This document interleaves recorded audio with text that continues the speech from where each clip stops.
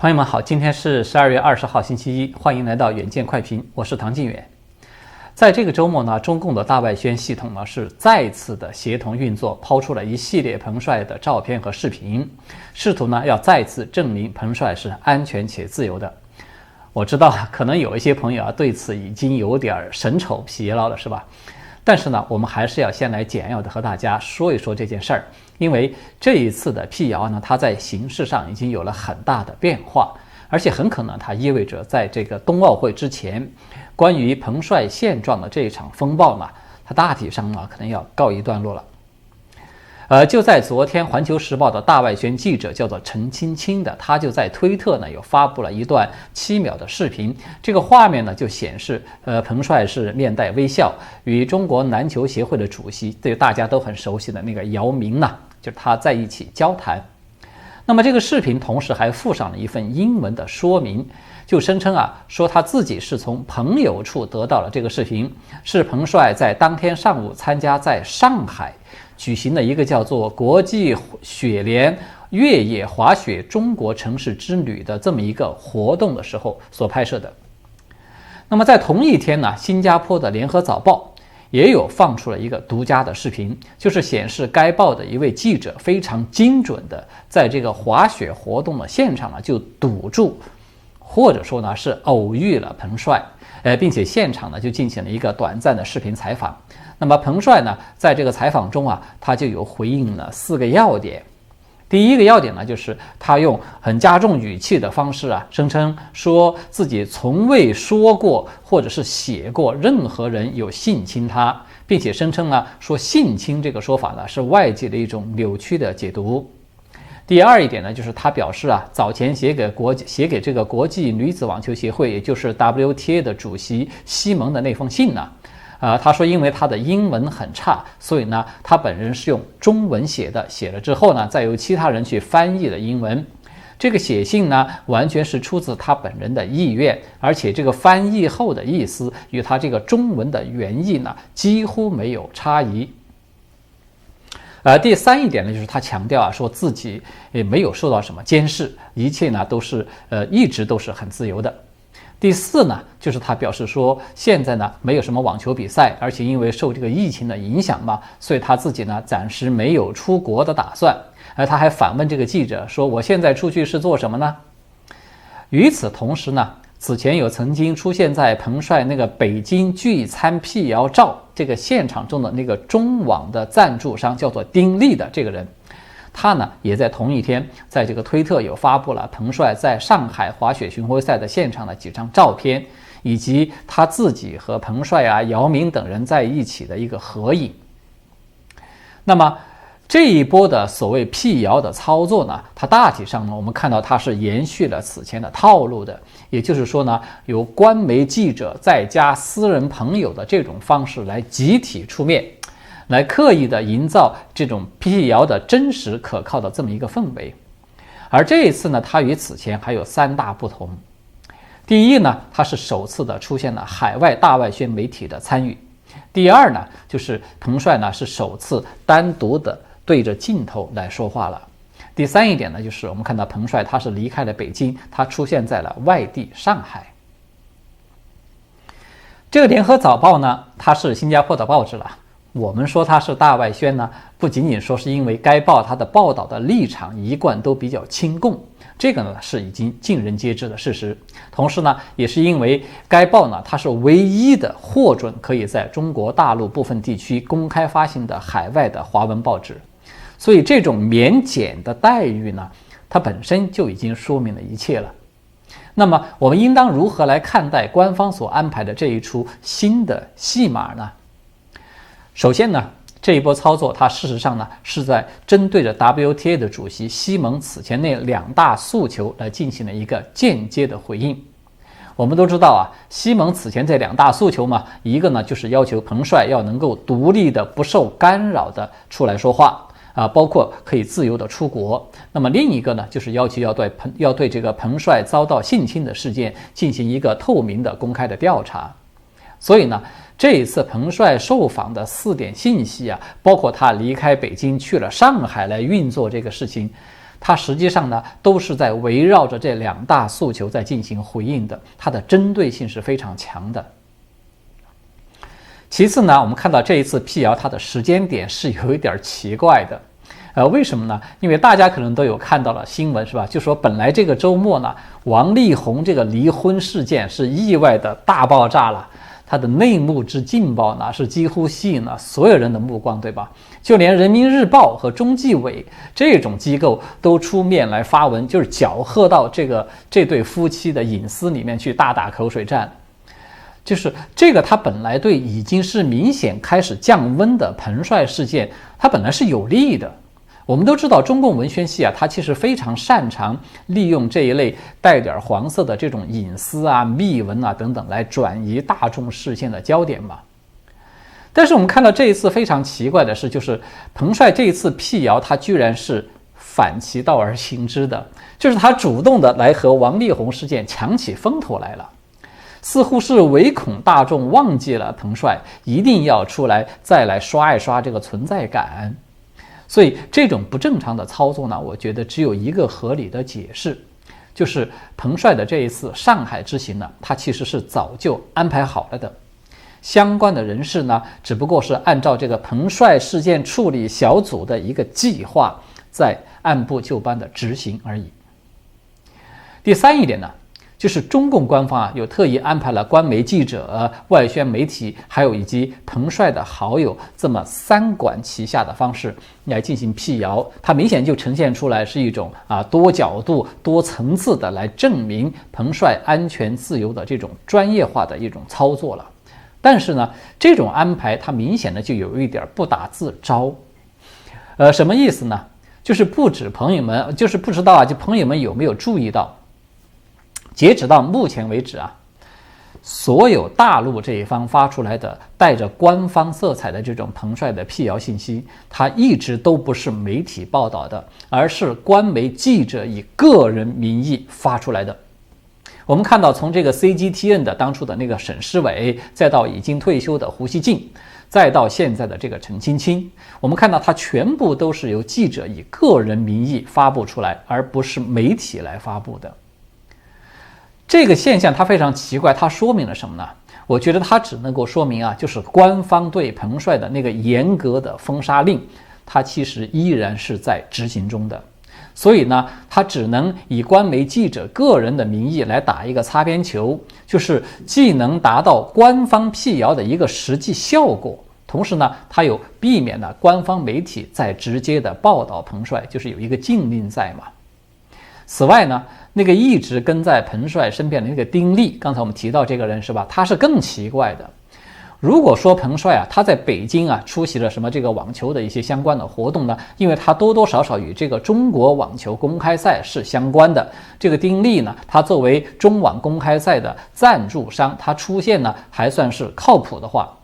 那么为什么这个彭帅已经远走到了上海去参加的是一个滑雪的活动，就说一个与网球没有任何关系的活动，他也寸步不离的一直都跟着呢？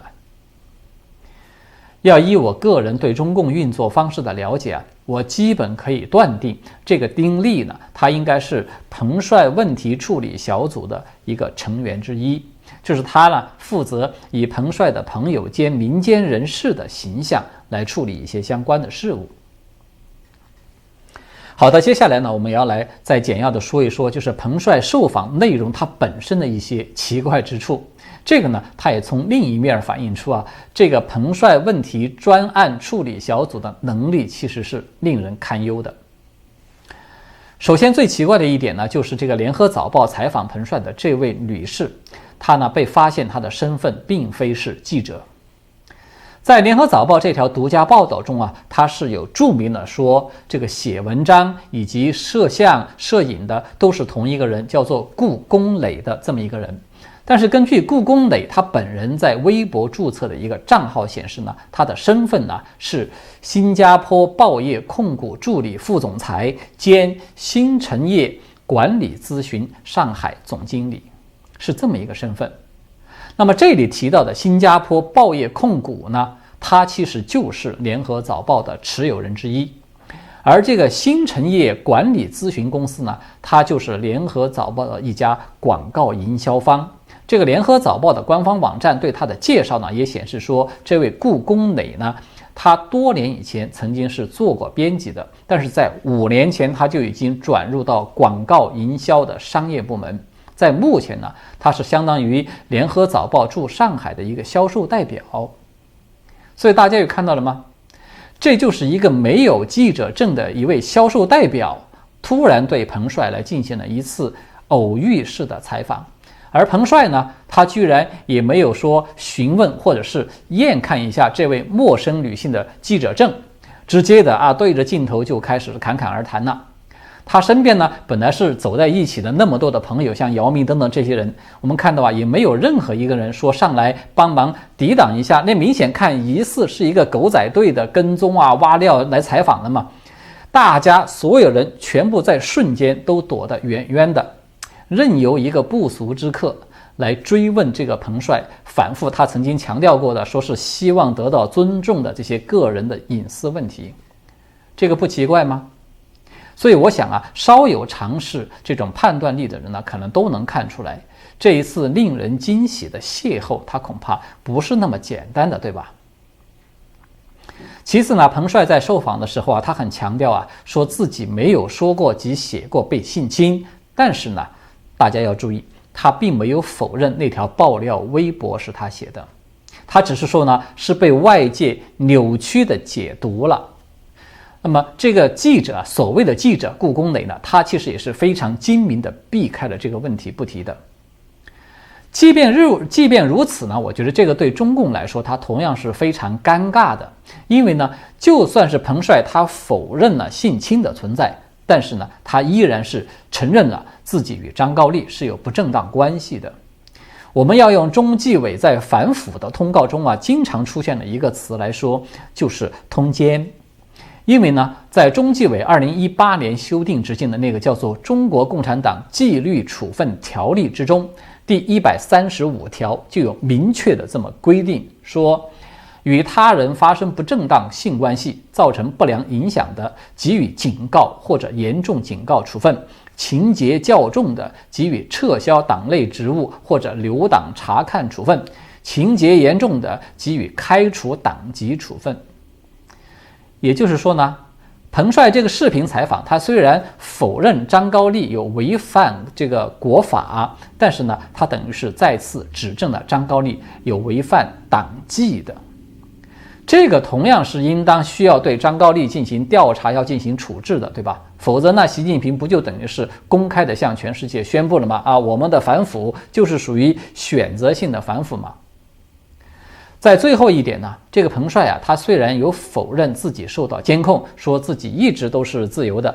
但是呢，他却一直都没有解释为什么他不能够在自己的微博账号上来澄清这些相关的说法。他承认说自己给 WTA 的西蒙写了中文的邮件，说自己的英文很差，这个 CGTN 的那个翻译的版本呢，与他的原意没有什么差别等等。但是呢，像《纽约时报》等等这些媒体早就有报道过了，就是彭帅他在15年的这种职业生涯之中，他早就已经是熟练的掌握了英文的等等。总之呢，由于此前呢，我们看到彭帅的身边他是一直都有人在的，所以呢，才被外界质疑他是无法单独的发声。那么这一次我们看到中共这边就精心的安排了一个彭帅可以单独说话的这么一个场景。我们都知道中共它其实是可以有无数的手段来让彭帅这么一个原本就比较粉红的运动员配合党的需要来不断的自我打脸的，对吧？所以呢，无论是威胁还是利诱，这个彭帅同意这样的安排来配合继续的演戏，我觉得从本质上来说呢，它只不过是另外一种形式的电视认罪了。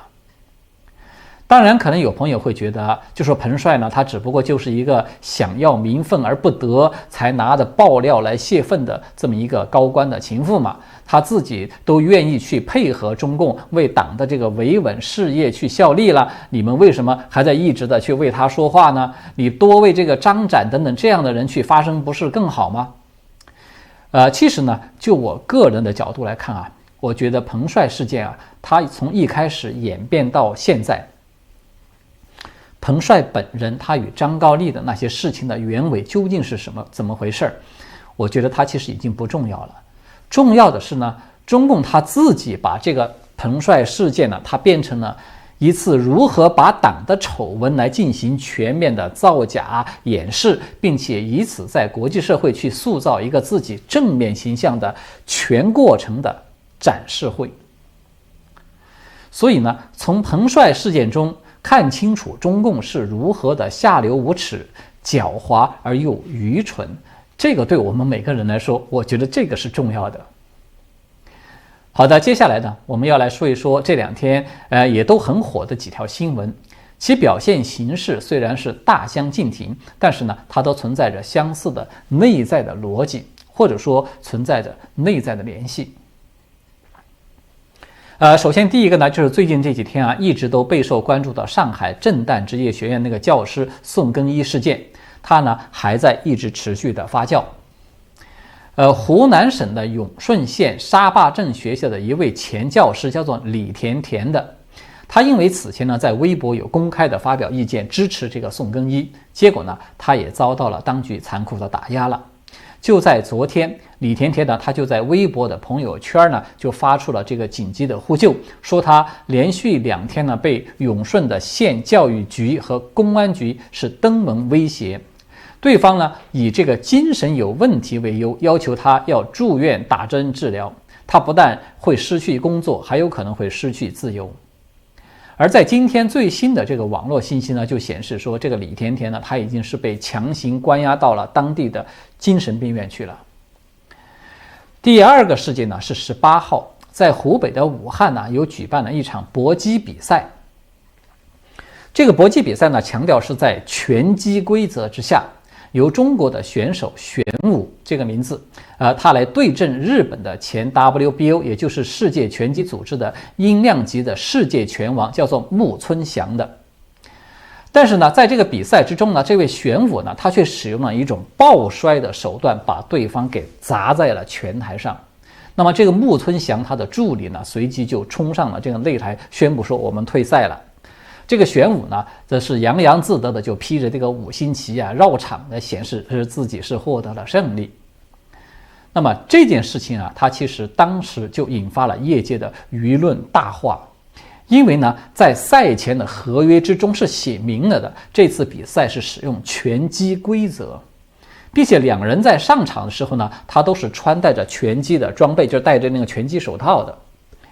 尽管这个裁判张旭他有声称说是临开赛之前大概半小时，他才被口头告知说这种对决的方式修改了，改为是中国功夫对阵日本拳击。但是这个木村的助理呢，他却坚称说自己是在比赛开始以后才得知这个规则已经发生了变更。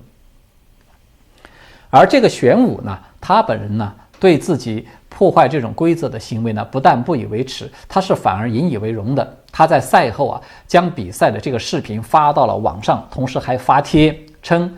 中国打日本还需要规则吗？他不死我睡不着觉。”并且呢，称啊，所有批评他的这些网友都是汉奸。那么第3个事件呢，就是在这个周末引爆娱乐圈的这个歌星王力宏这个离婚大战事件了。王力宏呢，他是被前妻李静蕾呢，发了一个5000字的长文，大爆他的婚内出轨啊、招妓啊等等，就是诸多不堪的内幕呢，导致这个王力宏一直以来的这种优质偶像呢，是彻底的坍塌了。结果呢，这个王力宏他在被动之下呢，就一度又发起了反击。他不但否认自己对婚姻的不忠的行为，反而呢表示说自己的婚姻呢都是生活在恐惧与勒索之中的，还被这个李静蕾呢有索讨了6.6亿新台币的巨额的赡养费等等。而非常令人注目的是呢，王力宏啊他在文中就特别的指出来说，这个李静蕾呢拥有一个日本名字，叫做西村美智子。那么很显然，王力宏的公关团队呢，他是想要借着大陆仇日，是吧？这个东风来为自己要增强一点战斗力的。这3个事件啊，我们看到它虽然各自都是孤立发生的，但是我们却从中可以看到一个共同的关键词，就是日本或者说是反日。在现在的大陆啊，只要是沾上了日本这个词，似乎啊一切败坏的、无耻的，甚至是涉嫌违法的行为，它都会瞬间就变得无比的正义高尚，永远正确。比如说像这个正旦学院的那个学生是吧，他明明是为了50万奖金精心的剪辑了这个视频去告密的，他本来可以说已经是有涉嫌诬告的犯罪了，但是呢他依然理直气壮的表示说啊，自己这是反日，是爱国，是为了民族大义等等，还因此呢被中共党媒亲自的出面为其洗地，说他是吹哨人，他不是告密者。而这个玄武呢，刚才提到的，他明明是一个地地道道的不讲武德，对吧？用修改规则，而且是临时修改规则来欺瞒日本选手。我们要是用过去江湖中的话来说，这就是属于武林败类了。你用的都是典型的下三滥的招数嘛。这个人他还要自封这是抗日爱国的青年啊，声称说这个打日本是不需要任何规则的。大家想一想，如果说这是在战场上，或者说是双方签下了生死文书的一个擂台赛，那么的确是不需要任何规则的啊，只要能取胜，这就是唯一的规则。但是呢，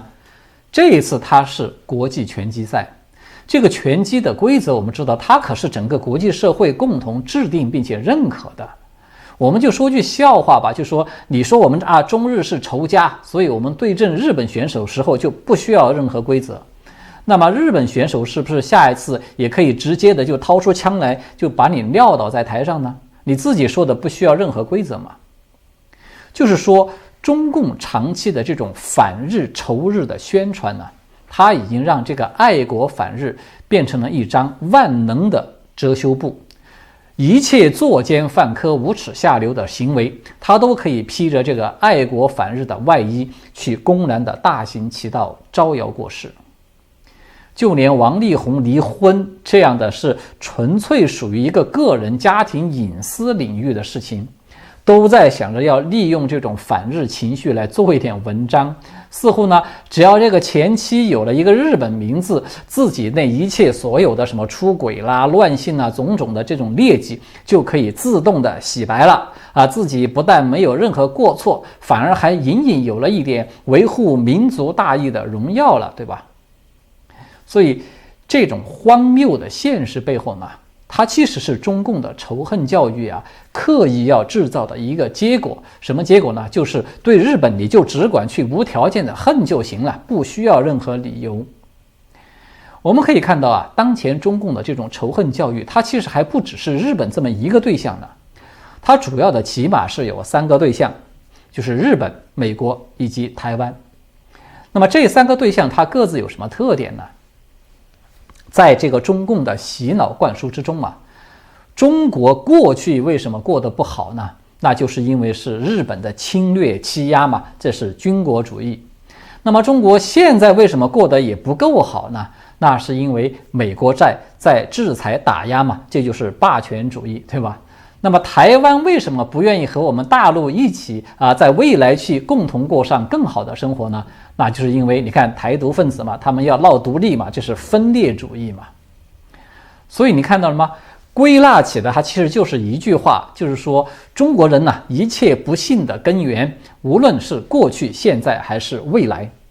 它都与当政者是没有任何关系的都是美日台这些境外势力他们所造成的，你们只管放心大胆的去恨他们就行了，自有党嘛在背后给你们撑腰呢。我们看到中共他为什么要对像李甜甜这样的人，就是他随口说了一句话就要进行一个扩大化的镇压呢？他为什么公然把一个涉嫌犯罪的告密者要把他反过来粉饰为说他是一个爱国英雄呢？其实呢，中共他压根儿就不关心南京的一个大屠杀他究竟是死了多少人，这个数据他们根本就不关心。中共真正关心的是他必须无条件的去恨日本，就是这个宣传的权威性是不能受到任何质疑与挑战的。其实中共的心理呢，他是非常清楚的，如果说大众啊，尤其是中国大陆的民众，真的全都理智起来了，都发现没有仇恨日本、美国以及仇恨台湾的理由呢，那么它就只会出现一个结果，就是大众都只会认为自己只有一个仇恨的对象了，那就是造成中国人不幸的真正的根源，其实就是中共。大众会发现这个才是真正的真相。好的，最后呢，有一件事情呢，要跟朋友们提前的说明一下。我呢，准备从这个周四，也就是12月23号起呢，准备要休假一段时间，让自己呢也调整调整，到明年元旦过后的1月3号再回来和大家一起继续的讨论时事。请大家呢保持对我们的关注，我们一起在新的一年中呢继续的前行。好的，今天呢我们就聊到这里了，谢谢各位的观看和收听，我们下次再见。